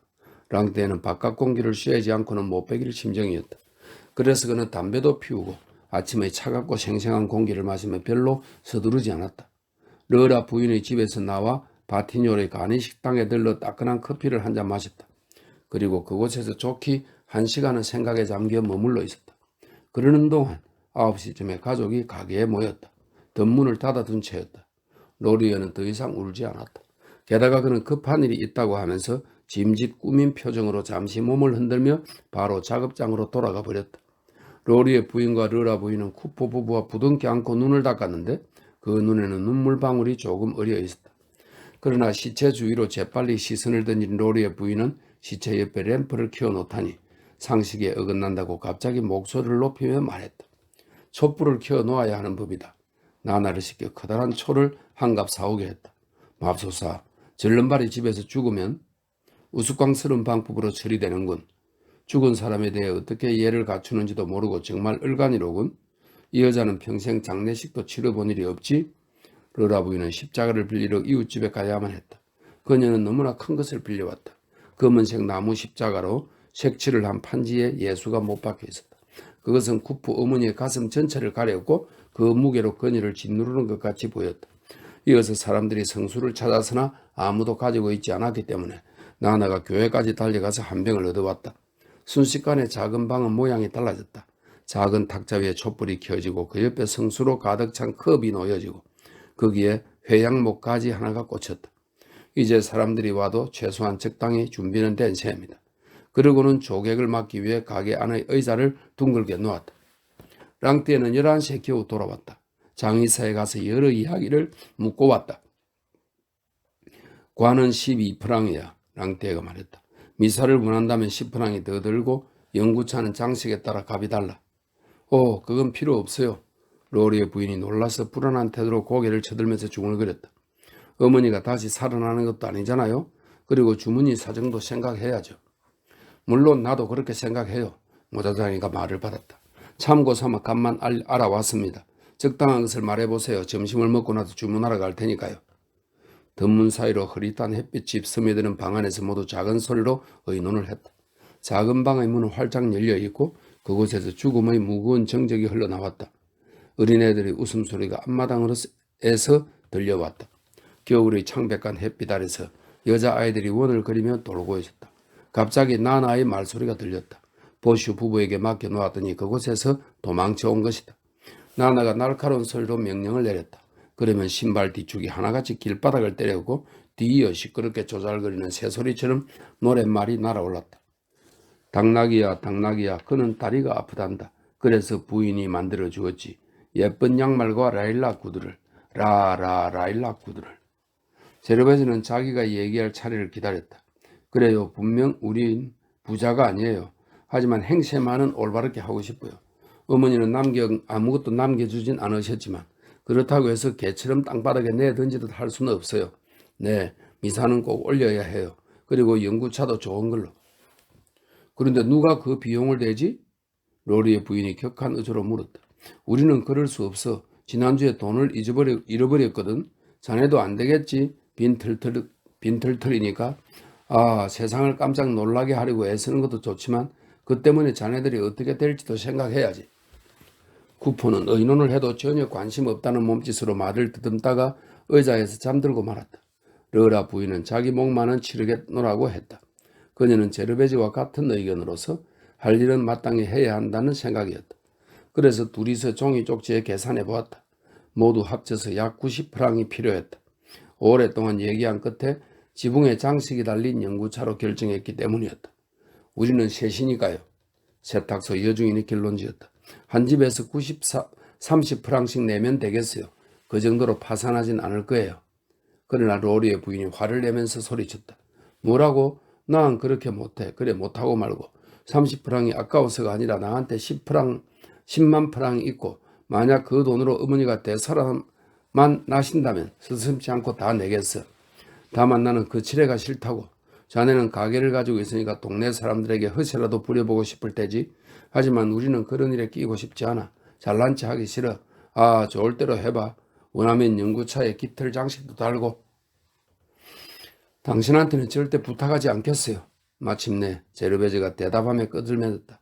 내가 몸을 팔아야 한다고 해도 내일에는 절대로 참견 마세요.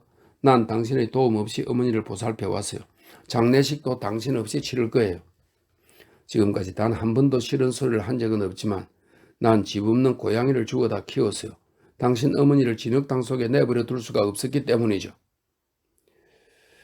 그러자 로리의 부인은 울기 시작했으며 랑떼는 나가버리는 그녀를 붙잡아야만 했다. 말다툼이 너무나 소란스러워져서 르라 부인은 세차게 쉿 소리를 내고서 살며시 작은 방으로 가야겠다고 생각했다. 그러고는 화가 난 불안한 눈초리를 시체 속에 던졌다. 죽은 사람이 곁에서 말다툼하는 소리를 듣고서 금방이라도 눈을 뜰 것 같아 르라 부인은 두려웠다. 그때 앞마당에서 여자아이들이 춤이 다시 시작되어 나나의 목소리가 다른 목소리보다 유난히 높게 들려왔다. 당나귀야 당나귀야 그는 배가 아프단다.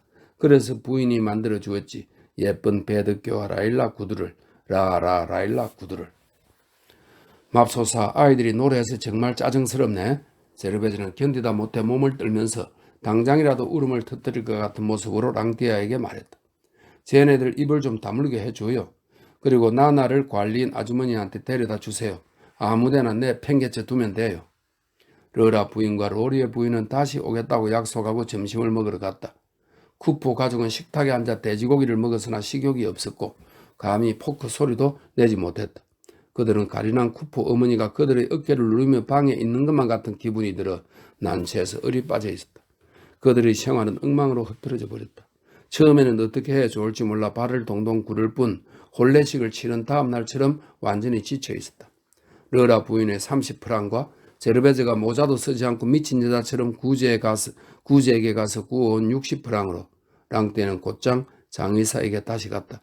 문상객이 몇 사람 오기는 했지만 모두가 다 호기심에서 온 동네 아낙네들로 한숨을 쉬며 눈물 어린 눈을 두리번거렸다.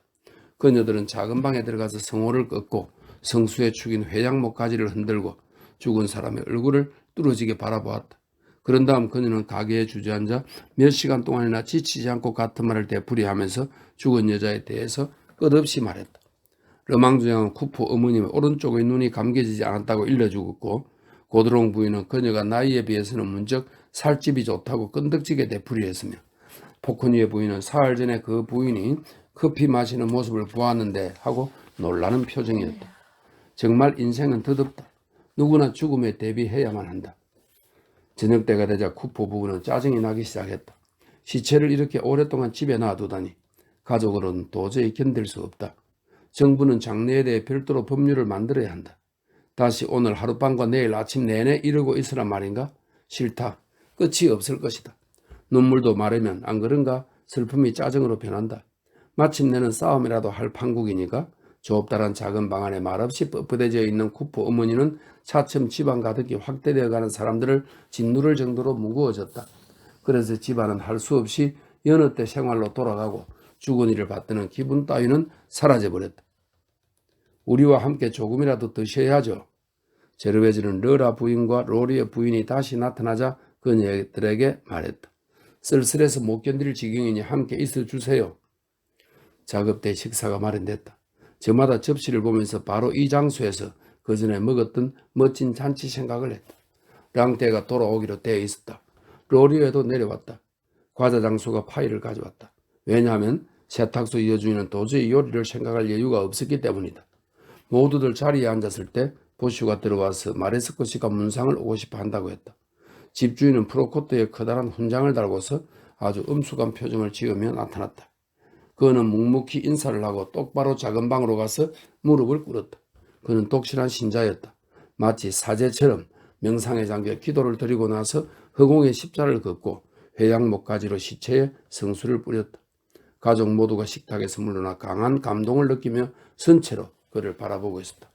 마레스코 씨는 기도를 마치고 가게로 나가 쿠포 부부에게 이렇게 말했다.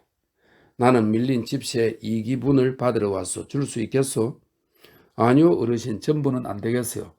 제르베즈는 로리의 부부 앞에서 그런 소리를 듣고 난처해서 말을 더듬었다. 이해하시겠죠? 이런 불행을 당해서. 물론 그렇다 마다요. 하지만 사람마다 다 고통이 있는 법입니다. 집주인은 이전 노동자였던 굵직한 손가락을 펴면서 말을 받았다. 슬픈 일이지만 나는 더 이상 기다릴 수 없습니다. 모레 아침까지 치러주지 않으면 별 수 없이 퇴거 명령장을 발부하겠습니다. 제르베즈는 두 손을 모으고 눈에 눈물을 글썽이며 말없이 애원을 했다. 상대방은 모질게 큰 머리를 강하게 내저으며 아무리 간청해도 소용없음을 그녀가 깨닫게 했다. 게다가 죽은 이에 대한 마땅한 경의의 표시로 말다툼 따위는 할 수도 없었다. 집주인은 뒷걸음을 치며 조용히 물러갔다. 혼란스럽게도 죄송합니다. 마레스코 씨가 중얼거렸다. 모레 아침입니다. 잊지 마세요. 그리고 돌아가는 길에 작은 방 앞을 지나치게 된 그는 활짝 열려있는 문 앞에서 경건하게 무릎을 꿇고 죽은 이에게 마지막으로 인사했다. 사람들은 식사를 즐기고 있는 것처럼 보이지 않으려고 처음에는 서둘러 먹었다. 그러나 후식이 들어오자 잘 음미하고 싶어서 속도를 늦추었다. 때때로 제르베즈나 두 자매 가운데 한 사람이 입에 음식을 가득 물고 냅킨을 든 채 작은 방을 들여다보았다. 그러고 나서 자리로 돌아와 앉아서 입속 음식을 삼키면 다른 사람들은 옆방에 아무 일도 없었나 하고 얼굴 표정을 희끌거리며 살펴보았다. 그러다가 아낙네들이 일어서는 횟수도 줄어들고 쿠포 어머니도 잊히고 말았다. 밤새 말 준비로 진한 커피를 한 그릇에 가득 채워 넣었다. 포아송 부부가 8시쯤에 왔다. 커피라도 한 잔 들라고 권했다. 그러자 제르베즈의 표정을 살피던 랑떼에는 아침부터 기다리고 있던 기회가 이제야 왔다고 생각했다. 랑떼가 불쑥 죽은 사람이 있는 집안에 들어와서 돈 재촉을 하는 집주인은 비열하다고 말했다. 그놈 더러운 위선자야. 미사 드릴 때처럼 행동하다니. 내가 당신이라면 가게를 당장 버리고 떠날 거야. 제르베즈는 지쳐서 두렵고 약한 마음에 될 대로 되려는 기분으로 대답했다. 그래요, 물론. 나는 법정 집달리들이 오기를 기다리진 않겠어요. 아, 지긋지긋해요. 정말 지겨워요. 로리의 부인은 이것으로 이제 질름바리가 가게를 잃게 된다는 생각에 흐뭇해져서 그 말에 크게 찬성했다. 가게를 하나 운영하려면 비용이 얼마나 드는지는 의심할 바가 없다. 남의 가게에 가서 일하면 3프랑밖에 벌지 못하지만 그래도 경비 지출이 없으니 손해볼 걱정은 없다. 그들은 쿠퍼를 충동질하여 그런 논의를 되풀이하게 했다. 쿠퍼는 술을 퍼마시며 여전히 슬픔에 젖어 오직 혼자서 접시 위에 눈물을 흘리고 있었다. 여준이 설득당한 것처럼 보여서 랑떼는 푸아송 부부를 바라보며 눈치를 했다. 그러자 키다리 비르지니가 끼어들어 아주 상냥하게 말했다. 이봐요. 우리는 서로 이해할 수 있을 거예요. 내가 얼마 동안 셋집을 떠맡아 집세 문제를 주인과 매듭 지을게요. 그러면 당신도 한동안 걱정은 들 테니까. 아니, 고맙지만 염려 말아요. 제르베즈는 오한이 난 사람처럼 몸을 흔들면서 말했다. 집세쯤은 만들려고만 하면 구할 수 있어요. 나는 일을 하겠어요. 고맙게도 두 팔도 있고 그럭저럭 견딜 수 있어요. 그런 얘기는 나중에 합시다. 모자장이가 서둘러 말했다. 오늘 밤은 피하는 게 좋겠어요. 다음에 합시다. 내일이든지. 바로 그때 작은 방에 들어가 있던 르라 부인이 가볍게 소리쳤다. 촛불이 끝까지 다 타 꺼져버려서 그녀는 무서웠다. 모두들 당황하여 다른 초에 불을 붙이고 죽은 사람 옆에서 불이 꺼지는 것은 좋은 징조가 아니라고 되풀이하여 말하며 머리를 끄덕였다. 밤 시험이 시작되었다.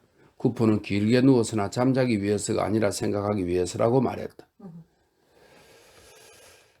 생각하기 위해서라고 말했다. 그리고 5분도 못 되어 코를 골기 시작했다. 나나를 보슈 부부에게 보내어 재우려 하자 나나는 울어댔다. 아이는 자기와 친한 랑띠의 큰 침대에서 따뜻하게 잘 생각에 아침부터 좋아하고 있었다. 푸아송 부부는 자정까지 머물러 있었다. 커피가 부인들의 신경을 너무 자극했기 때문에 모두들 결국 프랑스식으로 샐러드 그릇에 포도주를 따라 돌려가며 마시기로 했다. 화제가 바뀌어 서로에게 다정하게 말했다. 비르지니는 시골 이야기를 했다. 그녀는 죽으면 어느 숲속 한 구석의 들꽃으로 장식된 무덤에 묻히기를 바랐다. 르라 부인은 벌써 옷장 속에 수위를 준비해 두었고 그곳에서는 언제나 라벤더 향내가 풍기게 해놓았다고 했다. 죽어서 묻힌 뒤에 좋은 냄새를 맡으며 있고 싶다고 했다. 그것이 그녀의 소원이었다. 이어서 경찰이 느닷없이 그날 아침 돼지고기 가게에서 도둑질을 한 키 크고 예쁜 여자아이를 붙잡았다고 얘기했다. 경찰서에서 옷을 벗겨보니 몸 앞뒤에 소시지가 10개나 매달려 있었다고 했다. 그 말을 듣고 로리의 부인이 매우 불쾌한 표정으로 그런 곳에 있는 소시지는 안 먹겠다고 하여 모두가 조용히 웃었다. 밤샘은 예법을 지키는 가운데서도 흥겨웠다. 프랑스식으로 데운 포도주를 다 마셨을 때 이상한 소리가 조용하게 물이 넘치듯 흐르는 소리가 작은 방에서 들려왔다. 모두들 고개를 들어 서로 바라보았다. 아무것도 아닙니다. 랑떼가 목소리를 낮추어 말했다. 그녀가 속을 비우고 있는 거예요. 이 말을 듣고서 모두들 안심한 표정으로 고개를 끄덕였고 여자들은 유리잔을 탁자에 놓았다. 마침내 푸아송 부부가 나갔다. 랑떼도 그들과 함께 나갔다. 그는 부인들에게 침대를 내주려고 친구 집으로 가며 서로 교대해서 1시간씩 쉬어도 좋다고 말했다. 로리에도 결혼한 뒤 처음으로 혼자 자본다고 여러 번이나 말하며 잠을 자러 올라갔다. 제르베즈와 두 남매는 잠들어버린 쿠프와 함께 남아서 난로가에 모여 앉아 커피가 식지 않도록 불에 올려놓았다. 허리를 굽히고 앞치마 밑에 두 손을 찌른 그녀들은 얼굴을 볼 위로 내밀고 동네 안이 온통 고요한 가운데서 낮은 소리로 소곤대었다. 로리의 부인이 불평을 늘어놓았다. 상복은 없지만 가능하면 사지 않았으면 좋겠다고 했다. 살림이 몹시 쪼들린다고 말하며 제르베즈에게 어머니 생일 선물로 사두었던 검은 치마가 아직도 있느냐고 물었다. 제르베즈는 그 치마를 찾아보러 가지 않을 수 없었다. 허리 품을 줄이면 그런 대로 쓸만했다. 그런데 로리의 부인은 헌 속옷도 탐내고 침대와 옷장, 의자 2개 등 나누어 가질 자질구레한 실내 장식품들을 눈여겨보았다. 싸움이 날 뻔했으나 르라 부인이 나섰다. 그녀가 더 공정한 편이었다. 쿠퍼 부부는 어머니를 돌보았으니 약간의 헌옷 정도는 얻을만 하다는 의견이었다. 그러고 나서 세 사람이 난로 위에 다시 몸을 쭈그리고 반쯤 졸면서 단조로운 이야기들을 했다. 밤은 그녀들에게 너무 길게 느껴졌다. 그녀들은 이따금 몸을 흔들고 커피를 마시고 작은 방 쪽으로 목을 길게 뺐다. 그곳에서는 꺼져서는 안 되는 촛불이 타들어가는 심지에 의해 커다랗게 불꽃을 이루며 빨갛게 그리고 슬프게 타고 있었다. 날이 밝은 무렵에는 난로가 뜨겁게 달아있는데도 그녀들은 몸을 떨었다. 마음의 고뇌와 지나치게 찌끄린 피로 때문에 숨이 막히고 혀가 마르고 눈이 침침했다. 러라 부인은 랑떼의 침대에 뛰어들어 남자처럼 코를 골았다. 남은 두 여자는 무릎에 닿을 정도로 고개를 숙이고 불 앞에서 잠들었다. 이른 아침 그녀들은 추위 때문에 으슬으슬 몸을 떨며 잠에서 깨어났다. 구포 어머니의 촛불이 또 꺼져버렸다. 그리고 어둠 속에서 조용하게 물 흐르는 소리가 다시 나기 시작했다. 로리의 부인은 스스로 마음을 진정시키려고 큰 소리로 설명했다. 어머니가 속을 비우고 있는 거야. 그녀는 또 다른 촛불을 켜면서 되풀이해서 말했다. 장례식은 10시 30분에 치러질 예정이었다. 죽은 날 밤과 어제 하루에다 아침까지 또 허비하다니. 제르베지는 동전 한 푼 없었지만 3시간만 더 빨리 쿠프 어머니를 데리러 온 사람이 있었다면 100프랑은 주고 싶었을 것이다. 그래, 사람을 사랑해봤자 무의미하고 죽으면 너무 짐스럽다. 또한 그들을 사랑하면 할수록 그만큼 더 빨리 그들에게서 손을 떼고 싶어지는 거다. 장례식 날 아침은 다행히도 기분 전환할 거리가 많았다. 가전 준비를 다 해야 한다. 먼저 아침 식사를 했다. 그런 다음 관과 기어가 든 자루를 가지고 온 것은 바로 7층에 살고 있는 장의사 인부 바주주 영감이었다. 선량한 이 영감은 언제나 술에 취해 있었다. 이날도 아침 8시밖에 안 됐는데 그는 지난밤에 맞은 술이 채 깨지 않아 우스꽝스런 익사를 부리고 있었다. 오, 여기로군요. 그렇죠? 그가 말했다. 그리고 그는 관을 내려놓았는데 새 나무로 만든 그 관에서 삐걱거리는 소리가 났다. 그러나 그는 한쪽 옆에 자루를 내던지고는 자기 앞에 있는 제르베즈를 보더니 눈을 동그랗게 뜬 채 입을 딱 벌렸다. 미안합니다. 용서하세요. 내가 잘못 알고 왔습니다. 그가 어물거리며 말했다. 댁에 갖다 드리라는 말로 들었어요. 그가 다시 자루를 집어들자 세탁소 여주인이 외쳤다. 그냥 놔두세요. 여기가 맞아요. 제 얘기를 잘못 말해줬어. 넓적다리를 탁탁 두드리며 그가 말했다. 알았어. 할머니가. 제르바지는 새하얗게 질려버렸다. 바주주 영감은 그녀를 위해 관을 가져온 거였다. 영감은 변명하려고 애써 상냥하게 굴었다. 안 그래요? 어제 1층에서 여자가 죽었다고 들었으니 말이요. 그래서 난 그렇게 생각했지요. 하지만 직업상 이런 소리는 한쪽 귀로 듣고 또 한쪽 귀로 흘려버린답니다요. 그래도 당신에게는 다행이군요. 네? 늦게 죽을수록 좋은 일이죠. 삶이 언제나 재미있지만은 않더라도요. 아니 말하자면 그렇단 말입니다. 영감의 말을 듣고 있던 그녀는 그 더럽고 큰 손으로 자기를 잡아 관 속에 집어넣지는 않을까 겁이 나서 뒷걸음질을 쳤다. 이미 한 번은 그녀의 결혼식 날 밤에 그가 술에 취해서 그가 데려가면 고맙게 생각하는 여자들이 있다고 그녀에게 말한 적이 있다. 그거 참. 자기는 아직 그럴 지경은 아니라고 생각했지만 그래도 제르베즈는 등골이 오싹해지는 기분이 들었다. 생활은 엉망진창이 되어버렸으나 그녀는 아직 그렇게 세상을 빨리 떠나고 싶지는 않았다. 그렇다. 비록 죽음이 한순간의 이야기라 해도 죽기보다는 몇 년이고 굶주림에 시달리는 게 더 나았다. 이 양반 지독하게 취했네. 그녀는 불쾌감과 공포가 뒤섞인 표정으로 중얼거렸다. 시청에서도 참 적어도 주중뱅이는 보내지 말아야지. 돈도 상당히 치르고 있는데. 그러자 장의사 인부는 빈정거리듯 무리한 태도를 보였다. 그럼 아주머니 다음에 또 보기로 합시다. 언제든지 이름 봐드리겠어요. 아시겠죠? 그저 신호만 보내면 됩니다. 내가 바로 부인들을 위로해 주는 사람이니까요. 그리고 이 바주주에게 침을 뱉지 말아요. 나는 당신보다 훨씬 더 예쁜 여자도 팔에 안아봤으니 말이요. 어둠 속에서 계속 잠자는 게 무척이나 기쁜 모양인데 불평 없이 정리하게 두더군요. 조용해요, 바주주 영감. 말소리를 듣고 달려온 로리의 부인이 엄하게 말했다. 그런 농담은 이럴 때 하는 게 아니에요. 만약 우리가 가서 항의라도 하면 당신은 해고해요. 자, 돌아가요. 당신은 예절을 모르는군요. 장의사 인부는 돌아갔지만 거리에서 오랫동안 중얼거리는 소리가 들려왔다. 뭐라고 예절? 예절 따위가 어디 있어? 그런 게 어디 있어? 오직 정직만이 있을 뿐이지. 마침내 10시가 울렸다. 영구차는 늦어지고 있었다. 가게에는 이미 마디니에 씨와 장화, 고드롱 부인, 르망주 양, 친구들과 이웃 사람들이 와 있었다. 그리고 닫아놓은 덧문 사이와 활짝 열어놓은 문으로 사람들의 목이 끊임없이 들락거리며 영구차가 왔는지 내다보았다. 가족들은 안방에 모여 앉아 문상객에게 앞으로 답하고 있었다. 좀 조용해졌나 싶더니 재빠르게 속삭이는 목소리로 고요는 깨지고 모두들 초조하게 흥분하여 기다리고 있었다. 갑자기 옷 스치는 소리가 나는데 그것은 손수건을 입고 온 로리 부인과 기도수를 빌리러 가는 너라 부인이었다. 누구나 가게에 들어오면 작은 방 한가운데 침대 앞에 놓여있는 뚜껑 열린 관으로 눈길이 갔다. 그리고 모두가 그 관 속에 살집 좋은 쿠프 어머니가 들어갈 수 있을까 의심스러워져 곁눈질로 관의 크기를 재어보았다. 사람들은 저마다 그런 생각을 눈으로 내보이면서도 말은 하지 못하고 서로 바라만 보고 있었다. 그러나 바로 그때 도로 쪽 문에서 소란스러운 소리가 들려왔다. 마디니에 씨가 팔짱을 끼고 엄숙하게 차분한 목소리로 알리러 왔다. 그들이 왔습니다. 아직 영구차는 오지 않았다. 장의사 인부 4명이 한 줄로 서서 바쁜 걸음으로 들어왔다.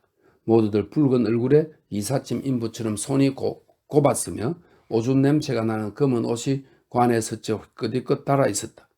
바주주 영감은 매우 취해서나 점잔을 빼며 맨 앞에 서 있었다. 영감은 일을 시작하자마자 다시 몸이 꼿꼿이 펴졌다. 인부들은 말없이 머리를 약간 숙여 재빨리 쿠프 어머니의 무게를 가늠했다. 일은 오래 걸리지 않았다. 순식간에 쿠프 어머니가 관을 채웠다. 키가 가장 작은 사팔뜨기 젊은이가 관 속에 기어를 쏟아붓고 빵이라도 만들고 싶은 것처럼 휘저으며 폈다. 그리고는 하나 둘 들어 4사람은 시체를 들어 올렸다. 2사람은 발을, 다른 2사람은 머리를 잡았다. 크레이프 빵이라 할지라도 이렇게 빨리 뒤집을 수는 없다. 목을 빼고 구경하던 사람들은 쿠프 어머니가 자기 스스로 관 속에 뛰어들었다고 생각할 수도 있었다. 그녀는 자기 집에 들어가는 듯이 그곳으로 미끄러져 들어갔다. 오, 아주 끼었다. 너무나 딱 들어맞아서 관의 새 늘반지에 옷이 가볍게 스치는 소리가 들릴 정도였다. 그녀는 액자에 넣은 그림처럼 모든 아귀가 사방으로 빈틈없이 들어맞았다. 그러나 어쨌든 관에 들어간 데에 사람들이 모두 놀랐다. 분명히 전날 밤부터 몸이 줄어든 모양이었다. 그동안 장의사 인부들은 일어나서 기다리고 있었다. 꼬마 사팔뜨기는 가족들에게 마지막 인사를 하게 하려고 뚜껑을 들어 올렸다. 한편 바주주 영감은 못을 입에 물고 망치를 손에 잡았다. 그래서 쿠프와 2자매 제르베즈 그 밖의 사람들은 무릎을 꿇고 커다란 눈물방울을 흘리면서 저승으로 가는 어머니에게 키스를 했다.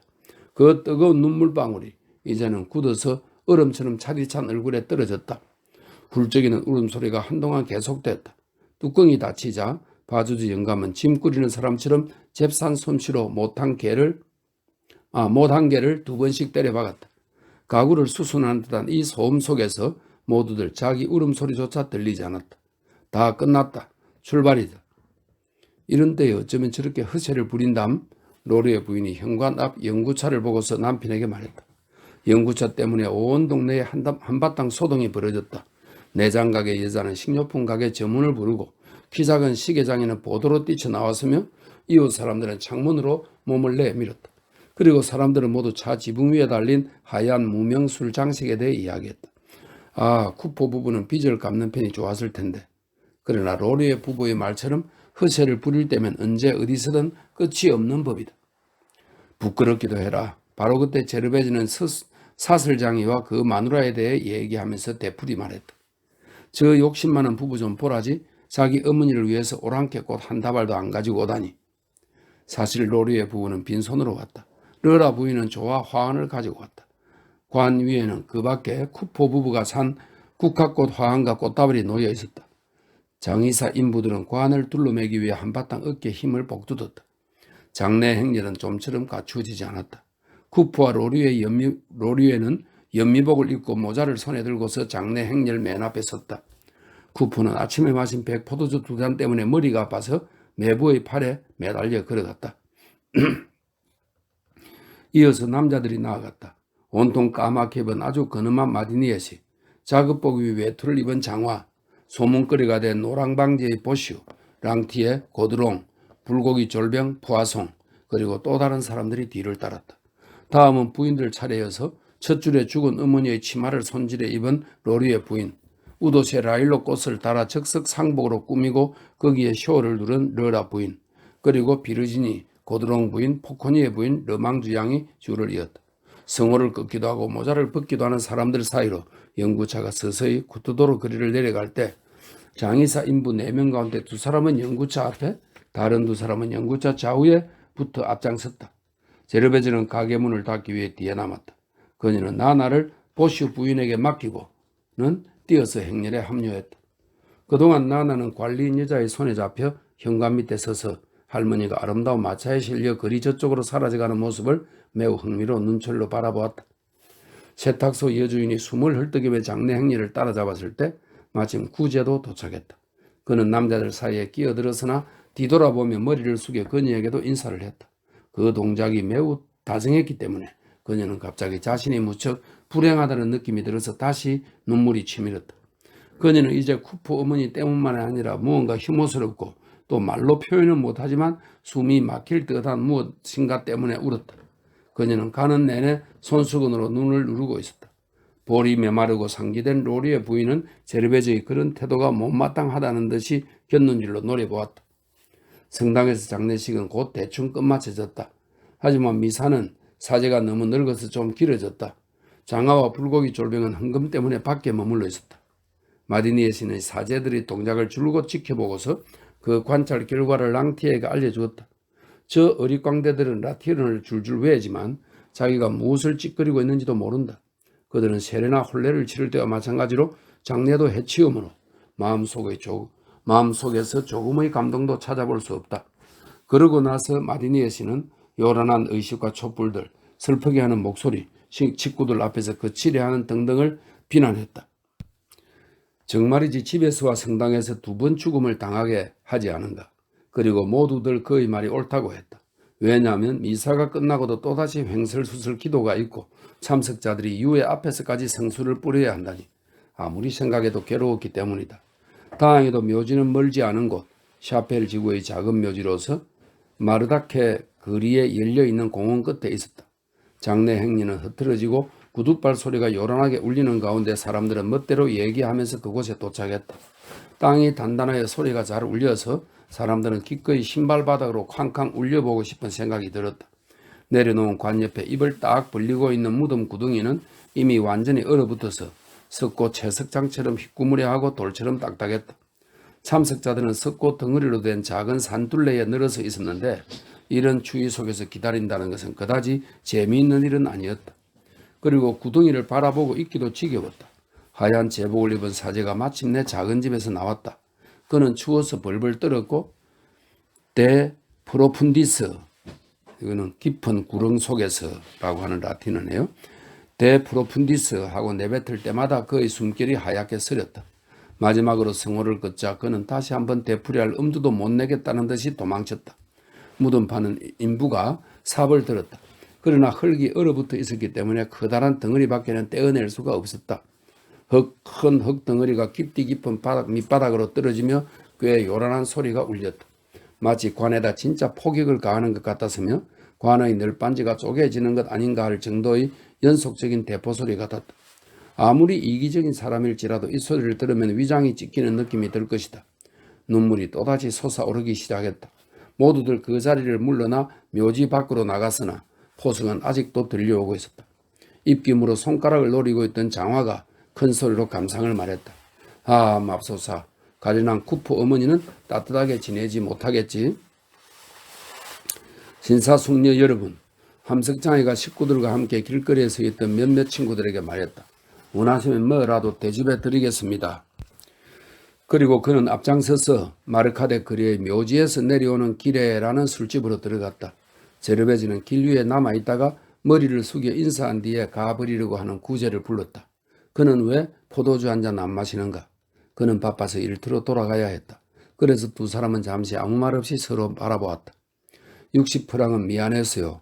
세탁소 여주인은 겨우 속삭이듯 말했다. 내가 미쳤었는데 그때 당신 생각이 났어요. 오, 괜찮습니다. 염려 말아요. 대장장이가 가로막았다. 이 구제에게는 참 제르베즈를 좋아하네. 그래, 그 60프랑을 빌려주는가 보자, 장례비용을. 예. 아이고. 그리고 곤란한 일이 있으면 언제라도. 하지만 어머니에게는 한마디도 하지 마요. 어머니는 어머니대로의 생각이 있으시고 나는 그런 어머니를 거역하고 싶지 않으니까요. 효자이기도 하네. 그녀는 그를 뚫어지게 바라보았다. 깔끔하게 노란 수염을 기른 그가 정말 선량하고 서글픈 모습을 하고 있는 것을 보면서 예전에 그가 했던 제안을 지금 당장이라도 받아들여 어딘가에서 함께 행복하게 살기 위해 도망쳐 버릴까 하는 생각까지 했다. 이어서 다른 나쁜 생각도 떠올랐다. 나중에 어떻게 되건 구제에게 이 기분 집세를 빌려보자 하는 생각이었다. 그녀는 몸을 떨면서 상냥한 소리로 말했다. 우리 사이가 틀어진 건 아니죠? 그는 고개를 끄덕이며 대답했다. 물론입니다. 앞으로도 그럴 겁니다. 다만 아시겠죠? 모든 것은 끝났습니다. 그렇게 말하고 그는 성큼성큼 큰 걸음으로 가버렸으며 제르베즈는 멍하니 구제의 마지막 말이 자신의 귓전에서 종소리처럼 울리는 것을 듣고 있었다. 포도주 상인집에 들어가서도 그녀 머릿속에서는 낮은 목소리로 속삭이는 소리가 들려왔다. 모든 것은 끝났습니다. 아, 모든 것은 끝났다. 만일 모든 것이 끝났다면 나는 이제 아무 할 일이 없다. 그녀는 앉아서 치즈를 곁들인 빵을 한 입 쑤셔 넣고 자기 앞에 가득히 따라놓은 포도주 한 잔을 비웠다. 그것은 천장이 얕은 기다란 일정 방으로 커다란 탁자가 2개 놓여 있었다. 포도주 병들, 내 쪽으로 자른 빵, 세목골의 버리 치즈 따위가 접시 3개에 가지런히 놓여 있었다. 모인 사람들은 식탁구나 나이프, 포크도 없이 선체로 허둥지둥 먹었다. 좀 더 떨어진 곳, 요란한 소리를 내면서 타오르고 있는 난로 옆에서는 장의사 인부 4명이 점심 식사를 끝마쳤다. 저런 마리니에 씨가 자기 생각을 설명했다. 사람은 저마다 자기 차례가 있죠. 늙은이가 젊은이에게 자리를 내주는 거죠. 집에 돌아가면 틀림없이 집안이 텅 빈 것 같이 보일 겁니다. 오, 로리의 부인이 활기차게 말했다. 동생은 그곳을 떠납니다. 망했으니까요, 그 가게가. 사람들은 쿠퍼를 설득했다. 모두가 임대차 계획을 넘겨주라고 그를 재촉했다. 러라 부인까지도 얼마 전부터 랑띠에가 비르지니와 사이좋게 지내자 분명히 이 2 사람이 서로 반했다 생각하고 호기심에 사로잡혀 아주 걱정스럽다는 말투로 파산하여 감옥에 들어갈지도 모른다고 말했다. 그러자 함석장이가 갑자기 화를 냈다. 이제 술도 상당히 마셔서 동정심은 격노로 바뀌었다. 이봐, 그는 마누라 코앞에서 소리쳤다. 내 말 잘 들어. 당신은 그 빌어먹을 머리로 언제나 제멋대로 생각해. 하지만 이분만은 나도 내 마음대로 할 거야. 당신한테 분명히 일러두겠어. 아무렴, 랑띠에가 말했다. 그 여자는 좋은 말로 하면 절대로 안 들어. 그 얘기를 그 여자 머리에 들어가게 하려면 망치라도 써야 할걸. 그러면서 이 2 사람은 잠시 제르베즈를 마구 공격했다. 그래도 맞물려 돌아가는 턱을 막지는 못했다. 버리 치즈는 없어져 버리고 포도주는 샘물처럼 흘렀다. 그러는 동안 제르베즈는 단숨에 노곤해져 버렸다. 아무런 대답도 하지 않고 끊임없이 입에 먹을 것을 밀어 넣으면서 몹시 배고팠던 것처럼 열심히 먹기만 했다. 2 사내가 지쳐버리자 그녀는 조용히 얼굴을 쳐들고 말했다. 그만하면 됐어요. 그렇죠? 나는 가게가 어떻게 되든 상관없어요. 이젠 필요 없어요. 아시겠어요? 필요 없어요. 모든 것이 끝났으니까요. 그래서 사람들은 다시 치즈와 빵을 주문하고 진지하게 말을 했다.